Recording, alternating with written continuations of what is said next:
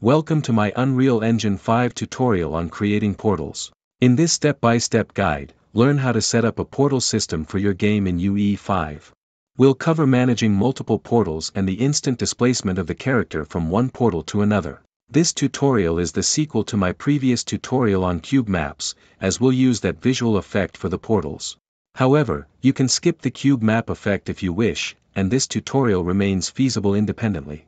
We'll proceed step by step, and I'll show you how to make the necessary adjustments for a perfectly successful teleportation effect. Subscribe for my next video on building a portal system and give a thumbs up to support the channel.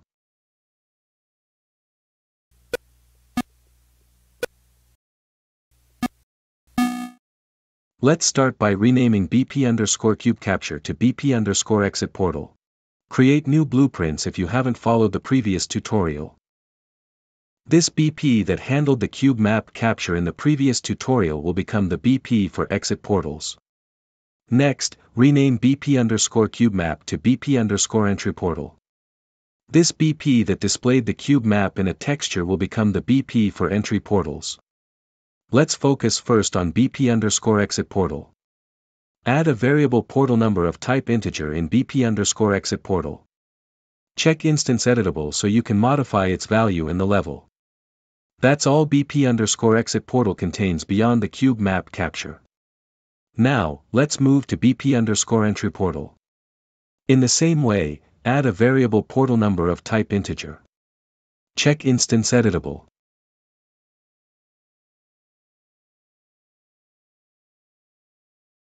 First, retrieve an instance of BP_exit portal using the getAllActors of class node.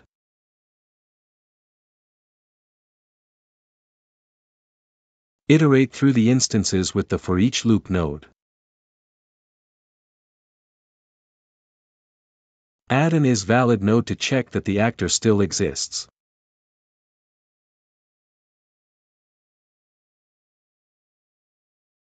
Retrieve the portal number from BP_exit portal.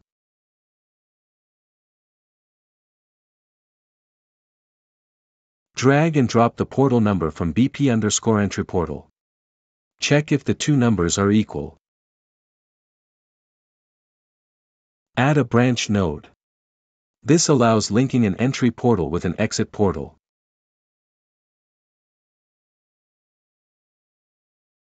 Promote the exit portal with the matching number to a variable. Name it exit portal.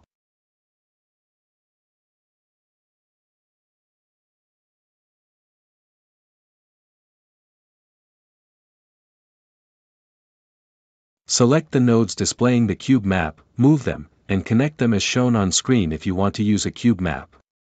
Delete the remaining nodes that are no longer needed. Move the event begin play.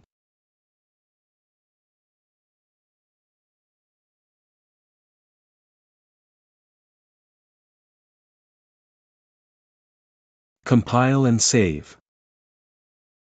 Add comments using the keyboard shortcut C. Drag and drop the portal number. Connect an isValid node to the completed output. For debugging, in case exit portal is not valid, display a message on screen with the portal number if needed. Add a print string node and display a message.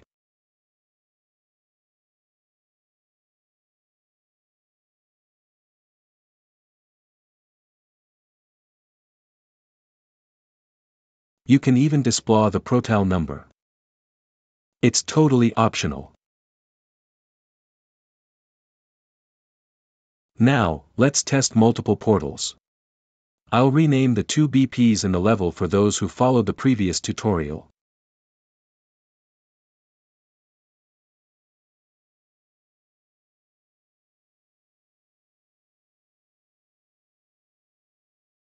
From the content browser, drag and drop each BP into the level. First, BP_entry portal.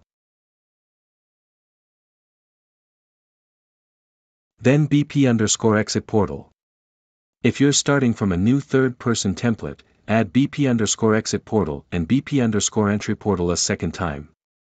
For this test, we have a total of 2 BP_entry portal actors and 2 BP_exit portal actors. Select one of the 2 BP_exit portal and change the portal number value to 1. Select one of the 2 BP_entry portal and change the portal number value to 1 as well. In the level, each BP_entry portal now has a corresponding BP_exit portal. When testing, you'll see that the cube map texture displayed on the entry portal matches the corresponding exit portal number. The entry and exit portals are linked thanks to the portal number. If you change the entry portal that had number 1 back to 0, you'll notice both entry portals show the same arrival. This can be useful if your game has multiple portals leading to the same place. For the rest of the tutorial, let's set the value back to 1 so each entry portal leads to a different place. If you like this video, please leave a thumbs up and subscribe. Now, let's move to character teleportation. We want the character to instantly appear at the linked exit portal when crossing the entry portal. In the Components tab of BP_entry portal, add a box collision to detect the character.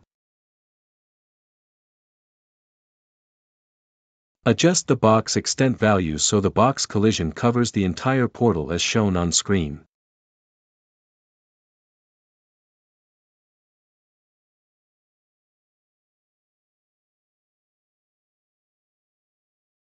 Add an on-component begin overlap event for the box collision component.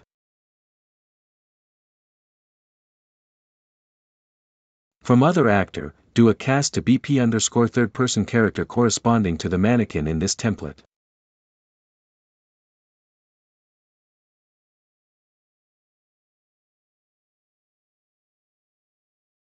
From as BP_third-person character, get the character movement.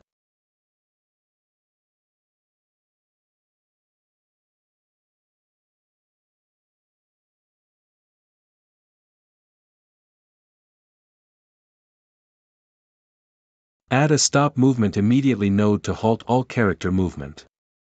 This avoids issues if the entry and exit portals have different orientations.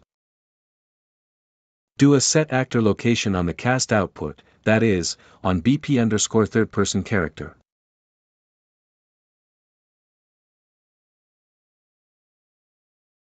Drag the exit portal variable and do a get actor location.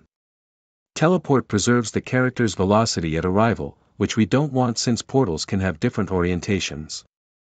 Sweep detects collisions between the initial and arrival positions, which we also don't want. Compile and save. Let's test the level.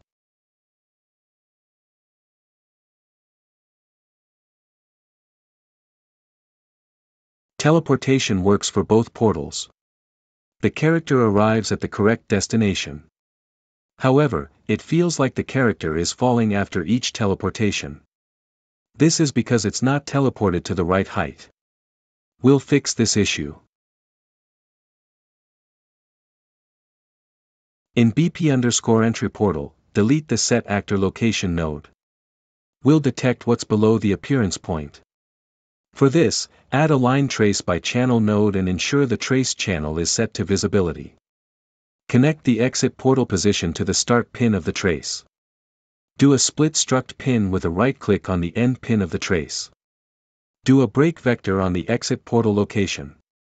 Connect X and Y as shown so the trace is vertical. Subtract a value from Z to determine the trace length.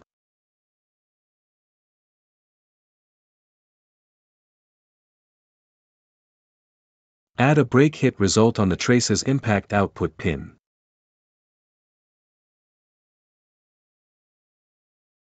Put back the set actor location node on the character.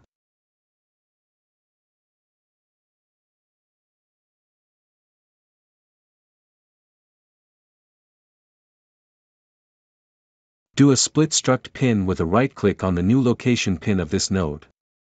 The location pin corresponds to the trace's impact point, so the exact spot where an object was detected, normally the floor. For example, this could be a table if your exit portal is positioned above a table. Do a break vector on this location pin. Connect X and Y. Now, we need to calculate the right height to spawn the character. Indeed, the character's origin is not at its feet. It's at half its height. To position its feet on the impact point, we need to add half the character's actual height. Add an add node on the Z pin. Add a get scaled capsule half height from the character's capsule component. This adds both nodes simultaneously, get capsule component and get scaled capsule half height. Ensure everything is connected correctly as shown on screen.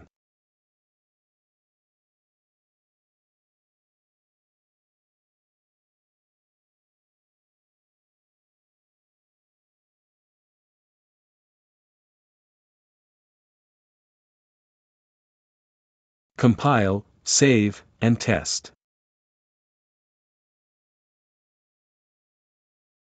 And there you go, the character is correctly positioned on arrival.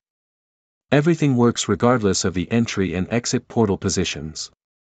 Now, let's test that everything works regardless of rotation. Rotate one of the exit portals. You'll notice that the cube map effect display hasn't rotated.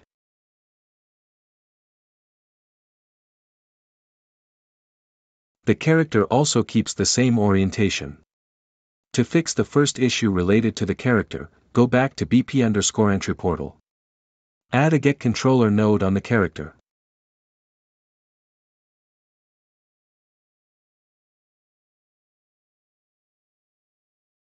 Cast to player controller.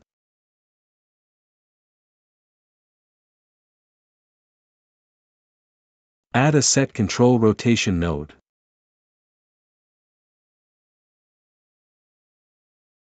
Drag the exit portal variable.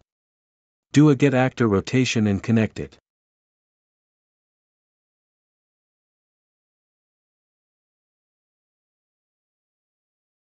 Compile and save.